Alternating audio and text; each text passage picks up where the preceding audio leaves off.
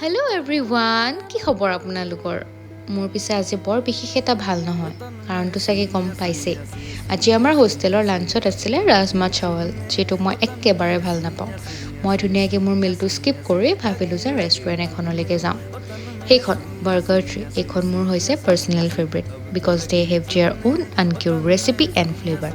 মই ধুনীয়াকৈ বহি মোৰ ফেভৰেট আইটেম কেইটামান অৰ্ডাৰ কৰি ল'লোঁ। মই বাৰু মেনশ্যন কৰি দিছোঁ অৰ্ডাৰকেইটা।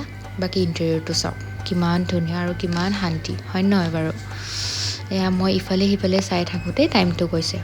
আৰু এটা কথা ৰ'ব, and they have also' received restaurant award from Swiggy and Zomato'. তেতিয়াহ'লে গম পাইছেই ৰেষ্টুৰেণ্টখন কিমান বিশেষ হ'ব লাগিব।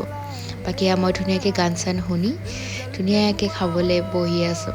বাকী মোৰ এয়া অৰ্ডাৰ আহি গ'ল। আৰু এটা কথা ৰ'ব, তেওঁলোকৰ পেটি আৰু চচেছবোৰ হোমমেড হয়, চ' ডেট বেছি টেষ্টি হয়।